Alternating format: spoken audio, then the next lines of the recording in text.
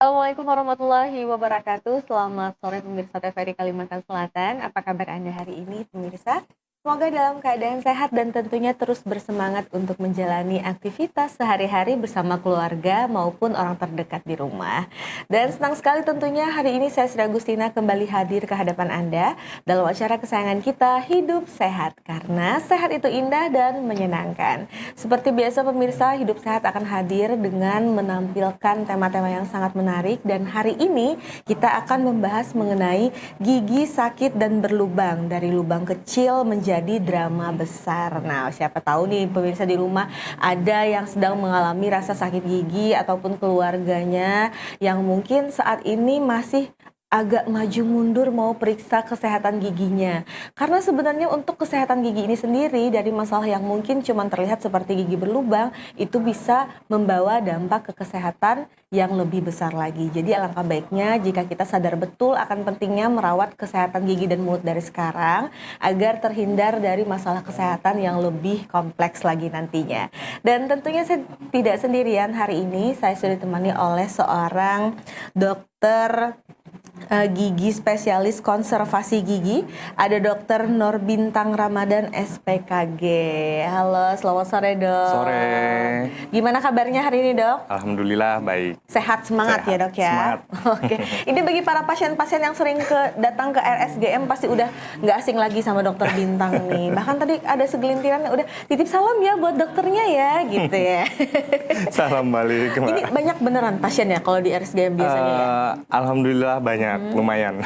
Oke, tapi dengan ketelatenan, dengan kesabaran dan penuh edukasi pasti bikin pasien-pasien itu betah sama Dokter Bintang pastinya ya dok ya. Iya Mbak.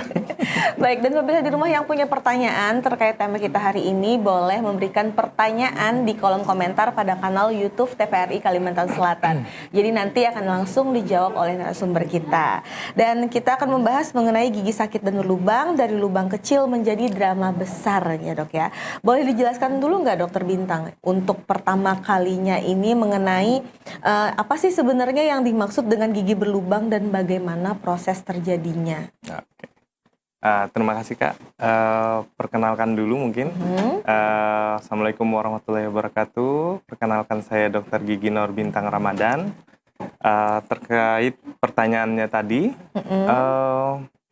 proses dari gigi mulai dari prosesnya berlubang kecil sampai berlubang besar bahkan sampai tembus ke dalam saluran saraf mungkin Kak ya. Jadi yang pertama itu kita ada 4 faktor untuk yang terjadinya proses dari lubang itu sendiri. Host itu kita sendiri, agent itu bakterinya, kemudian environment itu lingkungannya, lingkungan rongga mulut maksudnya, kemudian juga time itu waktunya. Jadi keempat inilah nantinya akan berperan penting dalam terjadinya proses gigi berlubang. Oke, ada 4 elemen ya. Ya, betul. Baik. Nah, jadi mulai dari yang pertama kita anggap saja kita habis makan nih. Betul. Habis makan, kemudian kan di gigi kita itu ada seperti cerukan-cerukan yang di bagian gigi geraham. Nah, biasanya itu akan menyimpan sisa-sisa makanan. Apalagi kalau kita makan makanan yang manis dan lengket biasanya. Nah, itu juga akan mempengaruhi dari sisa makanan itu akan menempel pada gigi. Nah, kemudian setelah sisa makanannya menempel, kemudian kita biarkan atau kita nggak rajin nih gosok gigi. Betul, males nggak rajin ya. gosok gigi, males. Kemudian datanglah bakteri di dalam situ. Bakteri karena ada makanan atau sisa makanan. Wah, bagi bakteri sisa makanan itu tadi adalah sumber utama makanan mereka. Oke, kayak ketemu harta karun ya bakterinya. Betul. Ya. Jadi dapat harta karun. Setelah itu kemudian dari situlah mereka mulai istilahnya menggerogoti atau memakan dari sisa-sisa makanan sampai ke bagian yang organiknya gigi kita, gitu. Habis itu setelah kemudian berlanjut timbullah namanya proses yang remineralisasi, demineralisasi, yang secara alamiah sebenarnya sudah ada terjadi di rongga mulut kita. Ditambah lagi dengan adanya sisa makanan tadi sehingga akan memudahkan bakteri untuk demineralisasi. Demineralisasi itu maksudnya pada saat terjadinya proses perbaikan dari tubuh atau dari gigi itu sendiri, jadi bakteri ini akan memperparah proses kerusakan gitu. Nah, terjadi kerusakan biasanya itu kecil dulu, kecil dan biasanya tidak disadari oleh kita semua lah istilahnya. Nah, setelah itu kemudian lengket, sisa makanan semakin banyak dan juga proses di situ ada bakteri dan dia akan terus menggerogoti sampai ke dalam saluran akar biasanya. Itu yang bisa bikin sakit itu ya? Betul, kalau sudah sampai yang ke dalam saluran akar itu yang bikin biasanya baru sadar nih, oh ada gigi berlubang. Benar. Begitu.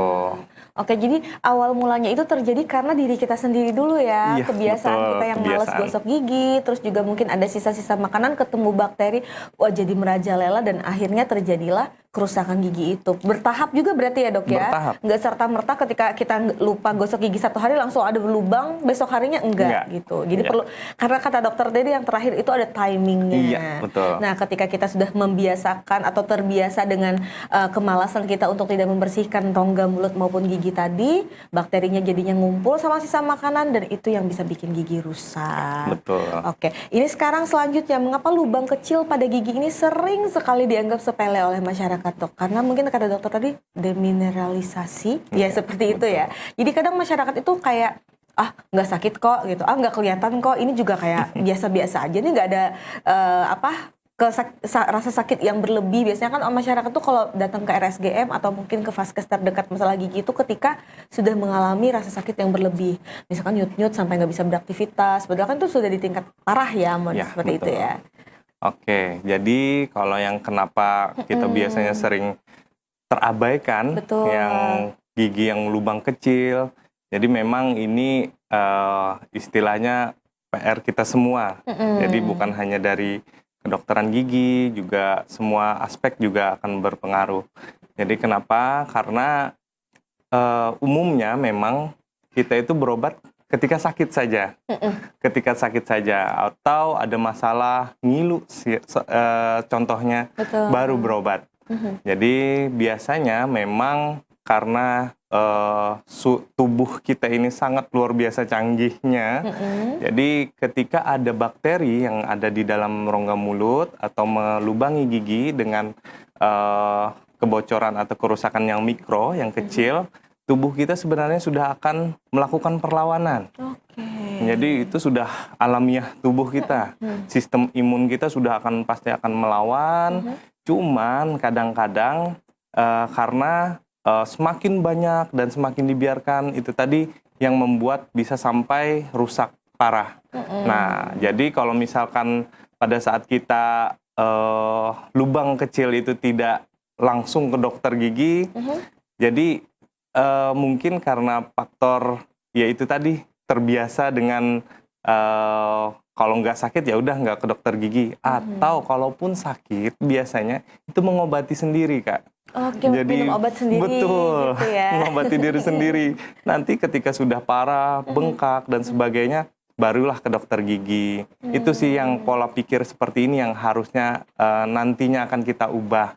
Supaya untuk perawatan dan sebagainya itu tidak harus menunggu sakit dulu. Betul. Jadi jangan sakit dulu. Jadi kita harus rutin untuk periksa atau kontrol ke dokter gigi. Berkala ya dok. Betul, ya? 3 atau 6 bulan sekali lah minimal. Betul. Jadi kelihatan misalkan ini karang giginya udah tebal atau mungkin ada gigi berlubang yang tidak kasat mata atau tidak kita sadari. Jadi bisa dilakukan tindakan atau pencegahannya sedini mungkin gitu ya dok. Benar sekali. Oke. Nah tadi untuk terjadinya suatu proses gigi berlubang kan ada 4 elemen tuh. Betul. Ada dari diri kita sendiri, ada dari bakterinya, terus lingkungan sama juga waktunya. Sekarang penyebab utama terjadinya gigi berlubang terhadap anak-anak itu sendiri ada tidak dok? Misalkan anak-anak tuh kan masih zaman-zaman bermain gitu kan, jadi kadang dia nggak sadar. Kayak misalkan saya pribadi nih lihat anak-anak saya tiba-tiba giginya udah kayak karies ya, atau yang sudah mulai kayak udah menghitam seperti itu. Nah itu biasanya penyebabnya juga karena apa? Oke, jadi kalau untuk gigi anak-anak biasanya memang kalau untuk daya tahan tubuh dan sebagainya itu kalau anak-anak dia lebih rentan karena yang pertama dia tidak akan sadar atau tidak akan tahu bahwa menggosok gigi itu penting untuk kesehatannya. Betul. Yang pertama itu dulu. Kemudian biasanya anak-anak ini suka yang manis-manis. Betul, coklat ya, Dok, Iya, ya, permen. manis, lengket, donat dan sebagainya. Dan biasanya kalau kita suruh minum air putih itu nggak mau. Iya, Biasanya susu menolak. ya. Betul. Kemudian meskipun dia sudah gosok gigi, kadang-kadang yang namanya anak-anak itu biasanya menggosok giginya juga tidak terlalu tepat. Betul, gitu. ala kadarnya aja ala ya. kadar, yang penting asal berbusa biasanya. Ya sudah, langsung berhenti, sudah katanya. Gitu. Biasanya karena menggosok giginya juga itu tadi yang kurang bersih, Betul. kemudian makan makanannya dan juga kebiasaannya. Itu sih yang menyebabkan biasanya anak-anak lebih rentan. Betul, apalagi yang masih ngedot biasanya Iya, ya. sampai ketiduran biasanya. Jadi nggak sikat gigi, harusnya anak-anak tuh dibiasain dari sekarang sebelum tidur itu gosok gigi. Iya, betul. Terus setelah makan juga langsung gosok gigi. Berarti ini PR orang tuanya lagi ya, Iya, ngasih edukasi benar. ke anak-anak bagaimana cara pencegahan gigi berlubang atau sakit gigi sejak dini untuk anak-anak.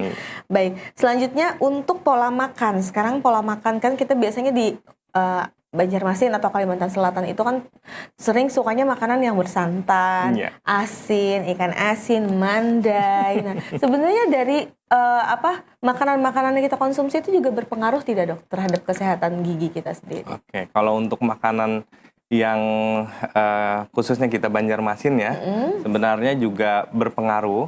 Jadi makanan-makanan yang sebenarnya kalau untuk secara langsungnya itu tidak yang berkaitan erat. Nah, jadi kita itu lebih ke Kalimantan secara keseluruhan itu adalah lahan gambut. Nah, lahan gambut itu sudah diteliti bahwa pH dari air minum dan sebagainya, walaupun sudah ditambahkan fluor dan sebagainya, apalagi yang di daerah-daerah yang belum punya PDAM biasanya. Ya, masih di sungai ya. Air sungai. Nah, pH-nya itu sudah istilahnya sudah asam. Nah, kalau untuk makanan itu sendiri tadi yang kayak mandai itu kan tidak hanya asin, juga asam. Nah, itu akan memperparah. Nah, jadi kalau makanan yang kayak ada rasa asam itu juga akan mempengaruhi secara bukan tidak secara langsung, tapi ya itu tadi dia akan jadi faktor pendukungnya gitu. Oke, memang kondisi air di tempat kita sudah asam, ditambah lagi makanan-makanannya gitu ya, Dok, ya. Fermentasi nih, misalkan pemirsa suka nih di rumah. Kalau saya pribadi suka sih ya. Itu berarti berpengaruh. Iya, betul. Dan kebiasaan makan kita juga misalkan nih, Dok, misalkan kita di Banjarmasin ini kan kalau makan tuh pasti minumnya tuh yang manis-manis. Iya. Sebut saja kalau pagi kita minum teh hangat, siang kita minum teh es atau sirup. Itu berarti juga berpengaruh berarti ya? Betul. Biasanya sih pada bulan Ramadan nih. Ya. Pada bulan Ramadan biasanya kita di rumah sakit akan banyak mendapatkan keluhan dari pasien itu sebelum bulan puasa aman aja, Dok, tapi setelah berpuasa pas bukanya minum yang contoh saja kolak gitu, yang agak manis, es buah dan sebagainya. Nah, tiba-tiba ngilu katanya. Betul. Nah, itu juga mempengaruhi juga sebenarnya karena setelah kita lama berpuasa, itu kan tidak ada aktivitas di rongga mulut. Betul. Sehingga proses dari self cleansing itu biasanya dari air liur. Jadi tubuh kita nih luar biasa sudah mempersiapkan semua barrier atau menjaga supaya tetap ideal. Nah, ketika tiba-tiba kita langsung makan atau minum yang terlalu manis, tubuh kita akan atau giginya akan merespon, wah ini ada makanan manis, dan kebetulan ada giginya yang berlubang kecil, itu biasanya akan langsung ngilu. Oke. Ngilu, tapi biasanya ada yang sementara, ada juga yang menetap ngilunya. Nah, itu yang biasanya kalau yang sudah menetap itu harus segera diperiksakan harusnya. Cuman biasanya kalau sudah 5 menit hilang ya udah biasanya kembali lagi. Betul ya. Oke, baik. Tentunya masih banyak lagi pemirsa yang akan kita bahas mengenai gigi sakit dan berlubang, dari lubang kecil menjadi drama besar, tapi setelah jeda pariwara berikut ini. Tetap bersama kami dalam Hidup Sehat, karena sehat itu indah dan menyenangkan.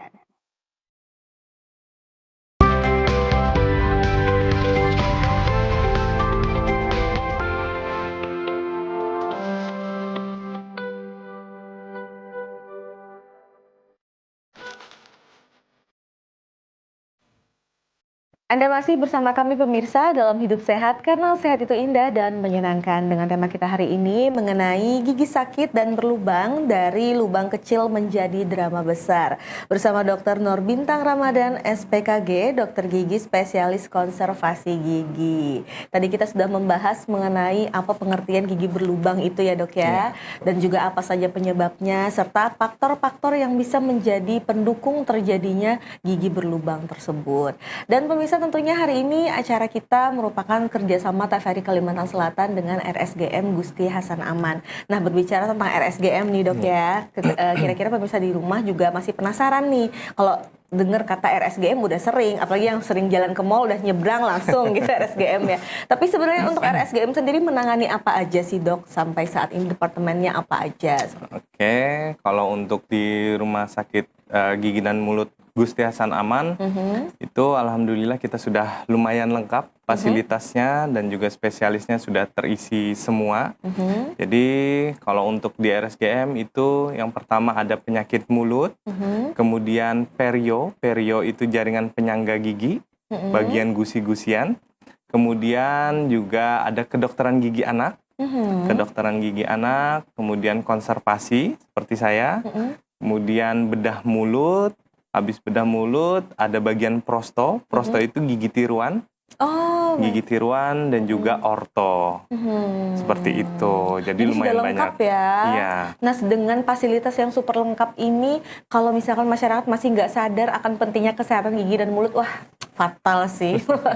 Jadi istilahnya sekarang fasilitas sudah ada, dokter-dokter yang mumpuni juga sudah banyak gitu di Banjarmasin, tinggal kita caranya memberikan kesadaran kepada masyarakat, mengedukasi masyarakat kembali tentang pentingnya kesehatan gigi dan mulut ini.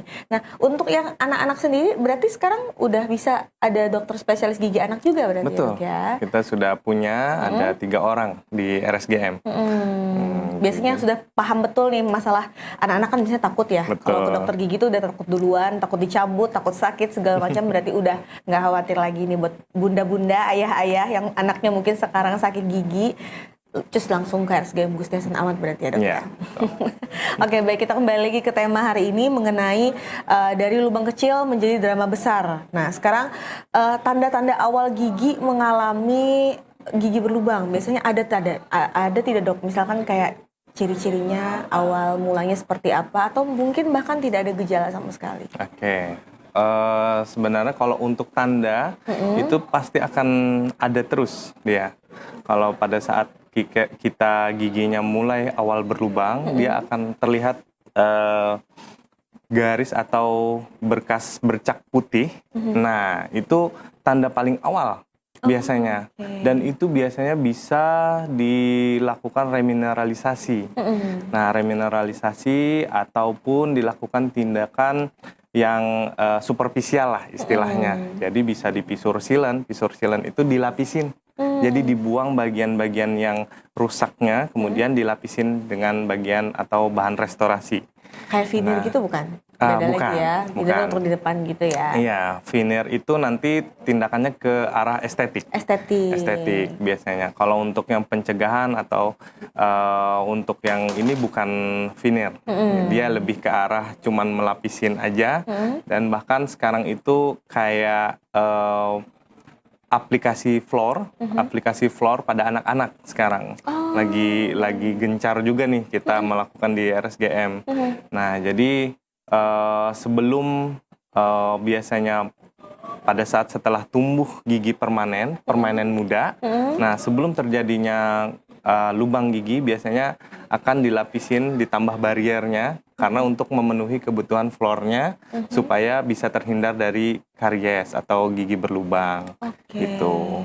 Tapi kalau proses gigi manusia ini berapa kali tumbuh sih dok? 2 ya? 2. Oke, yang pertama gigi susu. Ya betul. Yang kedua baru gigi permanen. Oke, nah ketika peralihan dari gigi susu ke gigi permanen tadi berarti ya, dioleskan Flora tadi untuk menjaga bariernya tadi. Bariernya supaya jangan mudah rusak. Iya, karena karies tadi ya dok ya. Oke. Nah selanjutnya, mengapa gigi yang berlubang bisa menyebabkan rasa sakit yang hebat? Jujur dok, kalau misalkan pilih sakit hati sama sakit gigi kayaknya mending gak ada ya, gak ada satupun.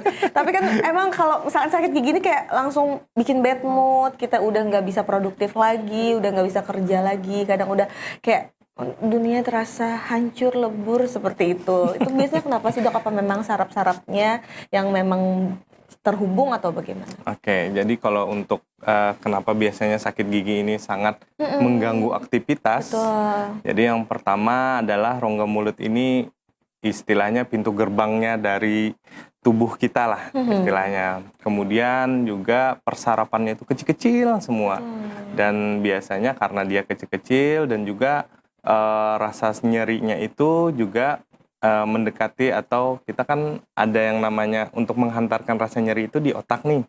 Nah, karena paling dekat dengan otak biasanya ketika ada yang sesuatu yang tidak beres atau yang bisa merespon dari si sistem saraf kita itu luar biasa menyakitkannya. Oke, langsung ngirim sinyalnya ke otak betul, gitu ya. Langsung secara cepat lah dia. Kalau istilahnya betul, kalau di kaki kita ini masih ada prosesnya gitu. Kalau ini langsung. Betul. Oke, gitu. Berarti memang ada hubungannya saraf di rongga mulut ini dengan otak tadi sendiri ya dok ya. Makanya kadang kalau misalkan orang sakit gigi tuh jangan nyut-nyut juga kepalanya. Kepalanya, pundaknya semuanya kena jadinya. Oke, makanya jangan sampai sakit gigi ya. Mending gak usah sakit apa-apa. Kalau milih sakit hati lebih sakit gigi, ntar gigi galaunya lagi yang gak berkesudahan gitu ya. Selanjutnya apa yang terjadi jika gigi berlubang tidak segera ditangani? Oke, kalau yang dari yang lubang kecil sampai tidak kita tangani sampai berlubang besar bahkan sampai tembus. Yang pertama tentunya rasa tidak nyaman tadi. Betul. Rasa tidak nyaman ketika ada gigi berlubang, kemudian biasanya perawatannya juga akan semakin lama. Betul. Nah, semakin lama. Karena soalnya prosesnya tuh dari yang lubang tambal pertama, biasanya kan ke tambal selanjutnya juga makan waktu ya dok ya. Betul. Jadi karena alasannya ketika sudah lubang itu besar dan sampai tembus sampai saluran akar, jadi kita sebagai dokter gigi itu tidak akan langsung bisa menambal karena harus memastikan bahwa gigi ini benar-benar steril dan bersih. Nah, setelah ditambal, harapannya itu tidak akan menimbulkan keluhan lagi di kemudian hari. Nah, itu alasannya. Jadi orang selama ini salah mengira kalau ke dokter gigi itu pasti lama katanya perawatannya. Padahal kita itu memastikan bahwa gigi ini sudah benar-benar siap untuk dilakukan penambalan dan tidak menimbulkan masalah di kemudian hari. Harapannya seperti itu. Makanya ada istilah penambalan sementara gitu ya. Terus nanti beberapa minggu atau satu bulan lagi kontrol, terus kontrol. Bukan memperlama ya dok ya, bukan dilama-lamain, tapi memang prosesnya seperti itu. Dengan harapan kata dokter tadi tidak ada lagi masalah kompleks yang lebih besar lagi di kemudian harinya gitu ya. Itu yang kita hindari. Nah selanjutnya benar tidak dok, katanya kalau misalkan dari penyakit gigi ini bisa memicu penyakit-penyakit yang lain dalam tubuh. Ya, betul. Biasanya kalau yang paling berkaitan itu biasanya semua kasus sih jadinya. Jadi ketika kita ada kerusakan gigi, itu bisa menyebabkan yang pertama, yang paling gampang aja yang sering kita temui, bau mulut. Nah, itu sudah bau mulut. Habis itu ketika kehilangan gigi, ketika sudah kita tidak kita rawat dan memang harus dicabut, itu biasanya pengunyahannya juga tidak akan sempurna atau tidak halus makanan. Jadi memperberat kerja lambung biasanya. Jadi kalau misalkan secara langsungnya itu tidak juga, tapi memperparah kondisinya. Jadi biasanya kerja lambung berat, bahkan bisa ada yang GERD gitu Iya. atau kena MAH. Kalau untuk ke jantung itu sendiri sebenarnya ada. Jadi cuman sangat jarang kalau untuk yang ininya ke angka kejadiannya. Betul. Tapi ada. Dan Ini. prosesnya pun mungkin agak panjang untuk Panjang. sampai ke jantung itu ya Betul. dok ya. Tapi kalau misalkan efek langsungnya tadi seperti bau mulut itu kan istilahnya mengganggu kepercayaan Iya, diri dan saat betul. kita berinteraksi dengan orang lain. Terus juga tadi untuk masalah pengunyahan. Nah, biasanya kalau misalkan kita ngunyahnya nggak sempurna, ntar malah ada masalah di pencernaan kita lagi gitu. Jadi kalau misalkan udah sadar gigi ini ada cikal bakal berlubang, alangkah baiknya jika langsung dilakukan penanganan sedini mungkin gitu ya dok ya. Nah sekarang pertanyaannya adalah apakah perawatan untuk gigi berlubang itu mahal? Oke, langsung aja nih promosiin nih kalau RSGM saya ada program apa nih yang bisa memicu masyarakat untuk semangat periksa ke gigi ke RSGM nih dok? Oke, kalau untuk mahal atau tidaknya sebenarnya relatif saja. Cuman kalau untuk RSGM Gusti Hasan Aman itu sendiri, karena kita juga menerima fasilitas-fasilitas yang kayak seperti BPJS, jadi pemirsa di rumah jangan takut bahwa semuanya akan diklaim dari mulai perawatan yang di awal sampai penambalan. Nah, terkecuali ada yang membutuhkan kayak seperti pembuatan crown, karena itu sudah arahnya ke arah estetik. Jadi kalau yang seperti itu, kita biasanya akan masuknya ke bagian umum.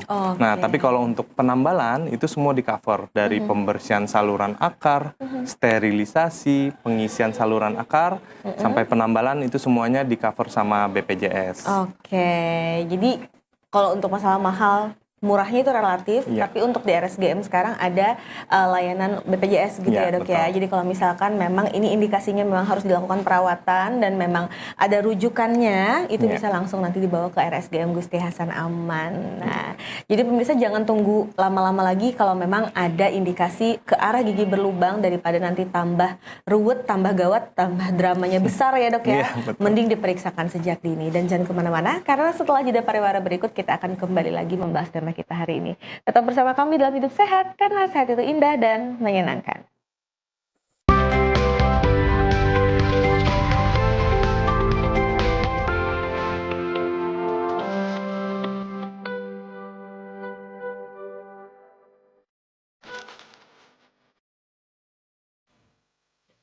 Terima kasih pemirsa, Anda masih bersama kami dalam Hidup Sehat karena sehat itu indah dan menyenangkan. Dengan tema kita hari ini mengenai gigi sakit dan berlubang dari lubang kecil menjadi drama besar. Tadi kita sudah membahas mengenai apa saja yang harus diperhatikan ya dok ya untuk kesehatan gigi dan mulut ini. Ternyata memang di awal sekali itu adalah kesadaran dari diri kita sendiri akan pentingnya menjaga kesehatan gigi dan mulut dengan rutin memeriksakan kesehatan gigi kita secara berkala 3 bulan sekali atau minimal 6 bulan sekali seperti itu. Nah sekarang kita akan masuk di segmen mitos dan fakta ya dokter Bintang. Nanti akan ada satu statement, silakan dokter jawab ini kira-kira mitos atau fakta beserta alasannya. Baik, dan langsung saja kita masuk ke mitos fakta yang pertama. Infeksi dari gigi berlubang bisa menyebar dan berdampak pada kesehatan organ lain. Nah ini mitos atau fakta? Fakta. Fakta ya? Ya betul. Jadi kalau untuk yang infeksi dari gigi berlubang itu ke organ lain tentunya seperti yang kita bahas sebelumnya tadi, bisa dari bahkan memperberat kerja dari lambung, habis itu bahkan sampai ke jantung tadi. Jadi itu fakta. Jadi jangan sampai ya didiamkan, malah nanti ada penyakit kompleks yang lebih besar lagi. Selanjutnya kita beralih ke mitos fakta kedua. Kalau tidak sakit berarti gigi masih sehat. Nah ini mitos atau fakta? Ini mitos. Mitos ya. Jadi jangan tunggu sampai sakit ya berarti ya. Karena memang untuk ukuran atau tolak ukur gigi sehat itu seperti apa sih dok?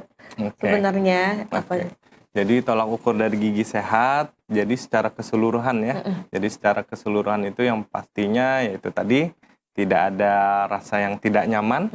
Nah, tidak nyaman itu bukan hanya sisa makanan dan sebagainya, bisa juga rasa linu. Nah, linu yang seperti kita minum minum yang agak dingin, tiba-tiba linu, harusnya itu tidak ada kalau misalkan gigi masih sehat.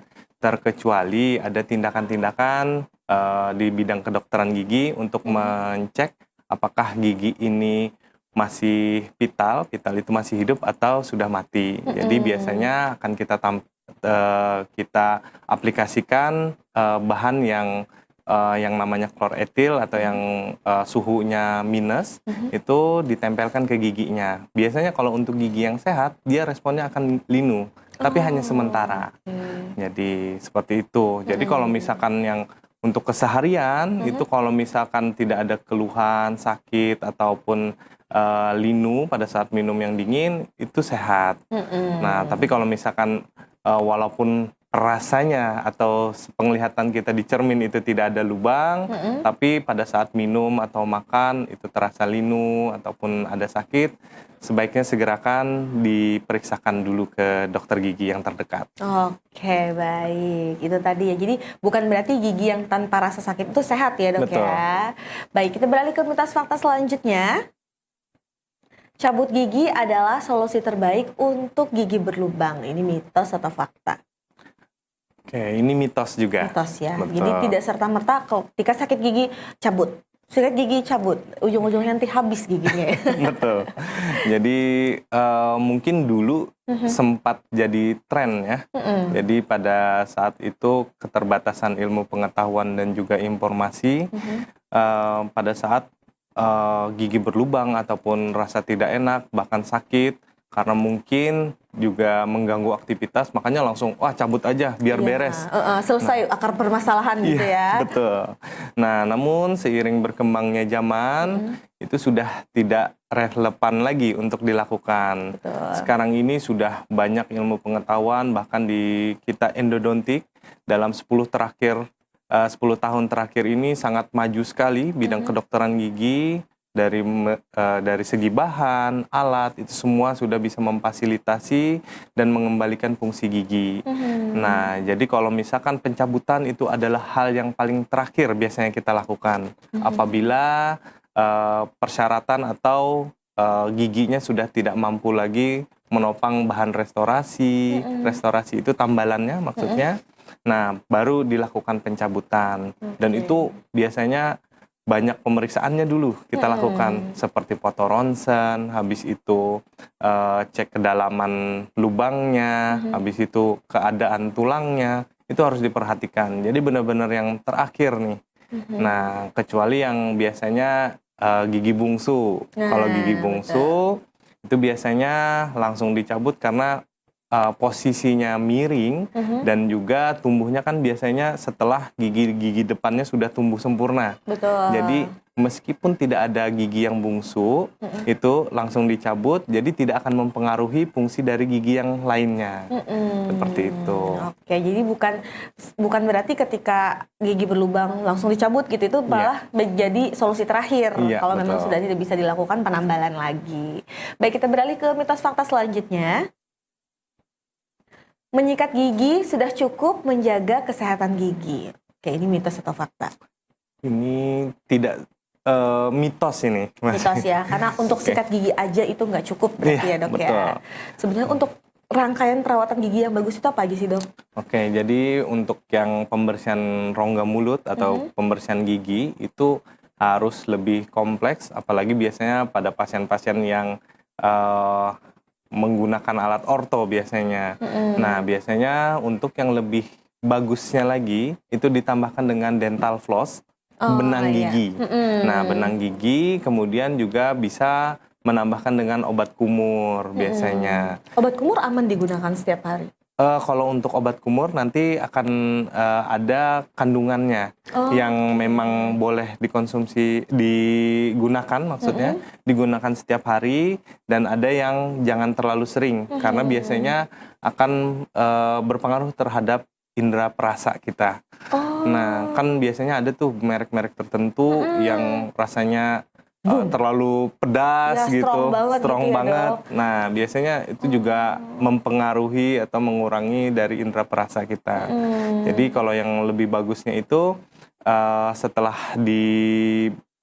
gosok gigi, habis itu kita menggunakan benang gigi, boleh ditambahkan dengan obat kumur tadi, kemudian juga cek rutin juga nih, jangan lupa. Itu benar. Jadi gosok gigi, pakai dental floss, terus juga pakai obat kumur yang ada kandungannya diperbolehkan untuk digunakan setiap hari sama rutin ke dokter gigi. Baik, kita beralih ke mitos fakta selanjutnya. Obat pereda nyeri bisa menyembuhkan gigi berlubang. Nah, ini yang tadi dok yang kita bahas. Kalau misalkan orang kan biasanya ngobatin sendiri gitu ya dok ya, minum obat anti nyeri selesai. Tapi ntar itu nggak menyelesaikan masalah. Ntar 2 atau 3 minggu lagi bisa sakit lagi. Gitu. Ini mitos atau fakta? Kalau ini mitos. Nah, jadi kalau untuk yang obat nyeri itu hanya menyembuhkan gejala. Tapi bukan menyembuhkan sumber masalahnya. Betul. Nah, jadi apabila giginya yang bermasalah atau ada terjadi pembengkakan, bahkan infeksi, giginya yang harus kita sembuhkan, kita rawat. Nah, kalau untuk anti nyeri itu hanya menyembuhkan atau menghilangkan gejala saja. Itu. Jadi kalau misalkan untuk obat nyeri itu juga tidak boleh terlalu sering, karena beberapa obat nyeri juga ada kandungan yang perlu diperhatikan karena sifatnya ada yang asam dan yang bisa memicu memperberat kerja lambung juga. Jadi jangan ya dok ya, jangan coba-coba ngobatin sendiri. Baik, kita beralih ke mitos fakta selanjutnya. Lubang kecil bisa cepat membesar dan mencapai saraf gigi bila dibiarkan. Ini mitos atau fakta? Kalau ini fakta. Fakta ya. Fakta. Makanya tadi dari lubang kecil jadi drama besar tadi ya. Betul. Jadi kadang-kadang karena lubangnya kecil dan tidak menyebabkan keluhan, biasanya dia akan cepat membesar karena apalagi dengan pola atau kebiasaan yang tidak tepat ya, maksudnya yang makanan-makanan kita manis, habis itu kita juga gosok giginya malas-malasan, apalagi ketiduran biasanya malam. Iya, benar. Ketiduran malam, nah itu juga akan memperburuk kondisinya. Jadi kecepatannya juga bergantung dari kebiasaan kita juga. Baik, kita beralih ke mitos fakta selanjutnya. Semua usia bisa mengalami gigi berlubang. Ini mitos atau fakta? Betul. Jadi, fakta ini. Iya, jadi nggak mandang usia berarti ya dok ya. Mau tua, muda, kecil, besar, semuanya bisa kena gigi berlubang. Iya, jadi bahkan dari yang anak kecil, biasanya yang sudah tumbuh giginya, kan biasanya kalau yang tadi ada 4 faktor tadi. Jadi kalau misalkan sudah terpenuhi 4 faktor ini, dia pasti akan bisa berlubang. Nah, kita menggosok gigi itu salah satu upaya kita untuk menghilangkan atau memutus rantai dari terjadinya proses gigi berlubang ini. Makanya biasanya kalau untuk semua usia, jadi semua faktor ini akan sangat berpengaruh yang tadi, yang 4 faktor tadi. Baik. Kita beralih ke mitos fakta selanjutnya. Perawatan gigi itu selalu mahal dan menakutkan. Ini mitos atau fakta? Ini dibilang mitos sih nggak sepenuhnya. Karena kalau kita bilang menyenangkan nggak juga ya. Nggak juga. Karena memang kalau untuk kenapa bisa biayanya lebih mahal, karena kita itu dari awal tidak langsung memeriksakan. Betul. Jadi semakin panjang atau semakin besar kerusakannya, maka semakin banyak juga tahapan perawatan yang harus dilalui.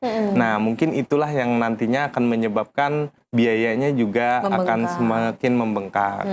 Seperti itu. Berarti dengan kita mengabaikan kesehatan gigi ini tadi, otomatis masalahnya juga lebih kompleks, biayanya juga otomatis lebih mahal. Betul sekali. Dan tadi kalau misalkan dibilang menakutkan ya, pasti menakutkan ya. Nggak ada tuh yang istilahnya datang ke dokter gigi, aku senang, aku happy. Pasti semuanya nggak pandang usia, mau dewasa, mau anak-anak, pasti semuanya mikir kalau ke dokter gigi itu sakit gitu ya. Makanya tadi kata dokter Bintang, jadi dokter Bintang hadir untuk memberikan kesan positif nih, bahwa ternyata untuk periksa gigi itu tidak semenakutkan itu Iya, gitu ya betul. dok ya. Jadi kita harus memberikan edukasi terlebih kepada anak-anak ataupun orang terdekat di rumah kita bahwa periksa gigi itu menyenangkan, sakit gigi itu yang malah menakutkan Iya, gitu. betul. Baik pemirsa, jangan kemana-mana karena setelah jeda pada berikut kita akan kembali lagi membahas mengenai kira-kira kesimpulan apa saja tentang tema kita hari ini. Jadi tetap bersama kami dalam Hidup Sehat karena sehat itu indah dan menyenangkan.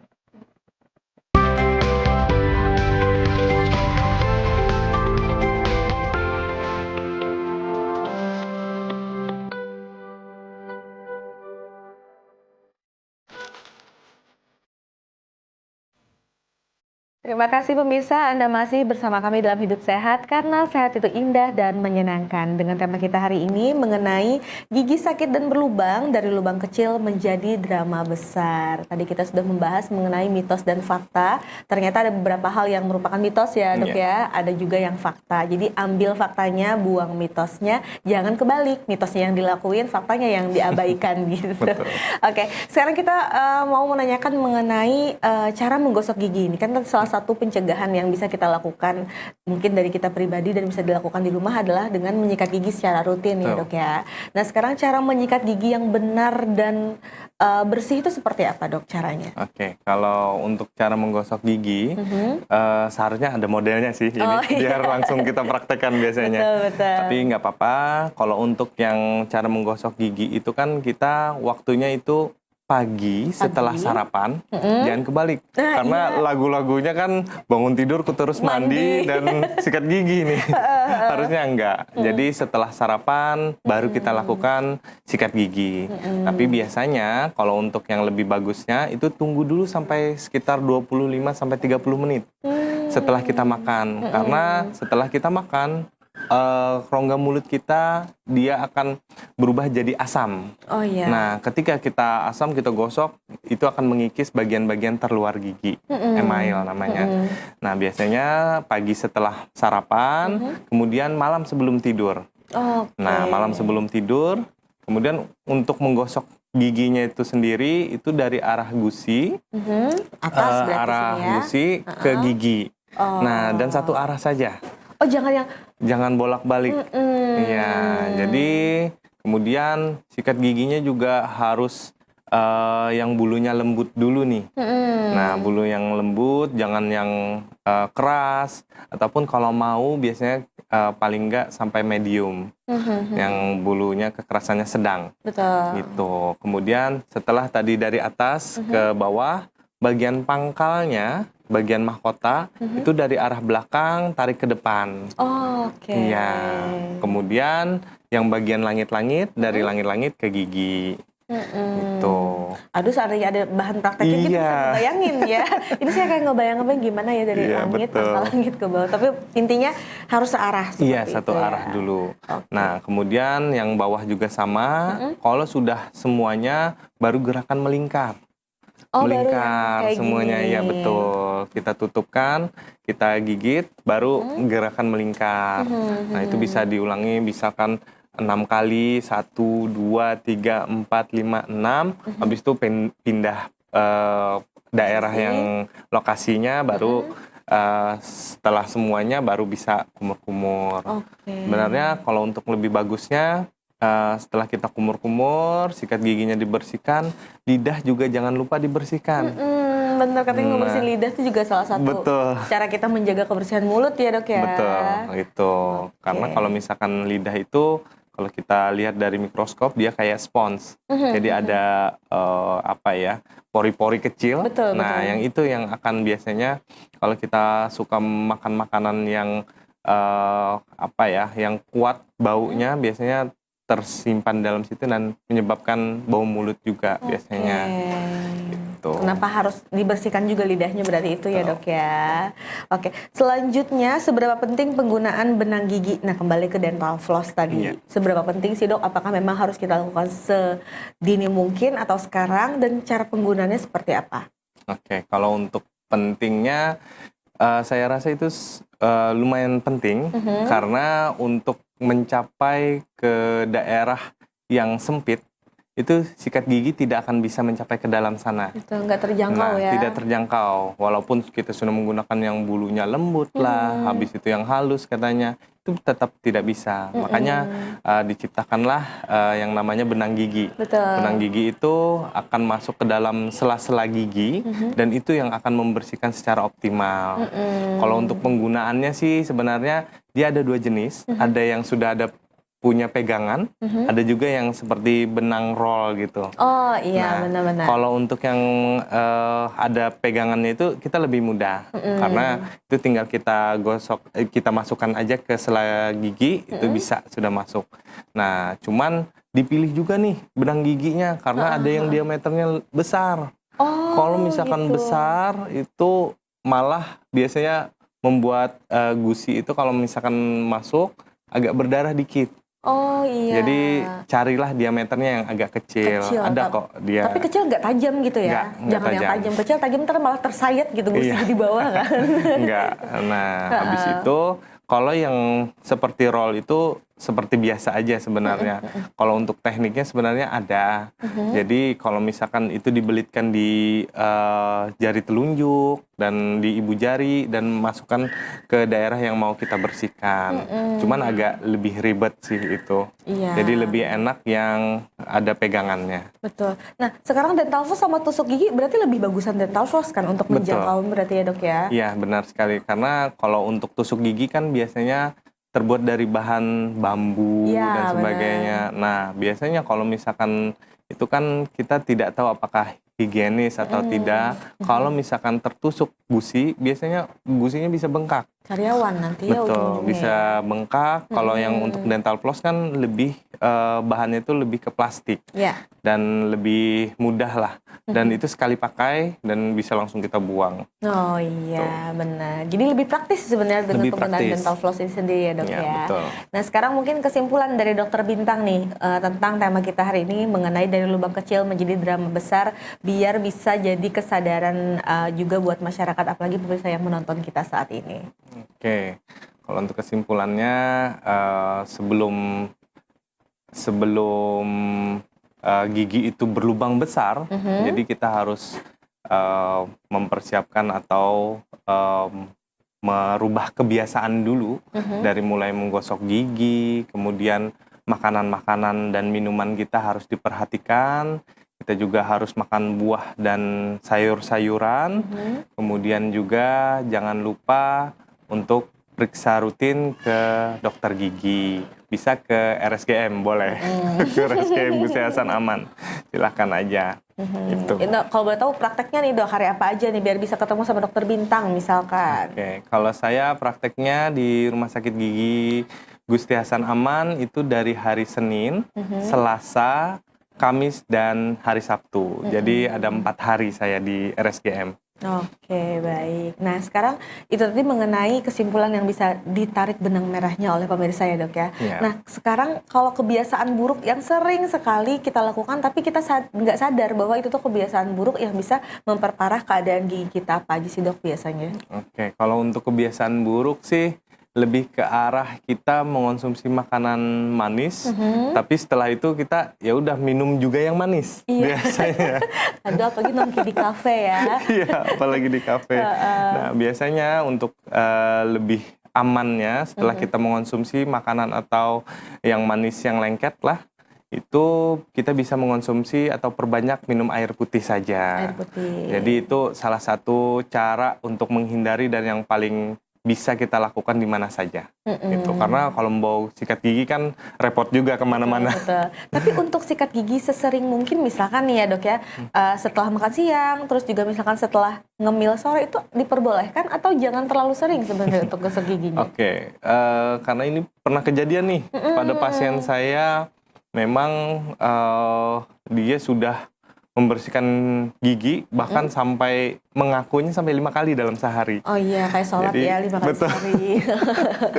Sebenarnya kalau seperti itu sih tidak terlalu disarankan karena sesuai dengan rekomendasi dari PDGI dan asosiasi dari dokter gigi itu 2 kali saja sudah cukup. Karena pada siang hari kita masih beraktivitas rongga mulutnya sehingga air liur dan sebagainya itu sudah masih jalan untuk self cleansingnya. Jadi Oke. tidak perlu khawatir. Tapi yang tadi kalau bisa perbanyak minum air putihnya. Iya, banyak-banyak minum air putih intinya ya. Baik, terima kasih Dokter Bintang Iya, sama-sama. atas waktunya, informasinya, ilmunya yang sangat bermanfaat. Mudah-mudahan dari sekarang kita bisa menyikapi atau menyadari tentang pentingnya untuk menjaga kesehatan gigi dan mulut sedini mungkin ya, Dok ya. Dan pemirsa di rumah, tidak terasa 1 jam sudah kita menyaksikan Hidup Sehat hari ini mengenai dari lubang kecil jadi drama besar. Terus saksikan Hidup Sehat setiap Selasa jam 3 sore hanya di TVRI Kalimantan Selatan. Sampai jumpa di lain kesempatan. Wassalamualaikum warahmatullahi wabarakatuh.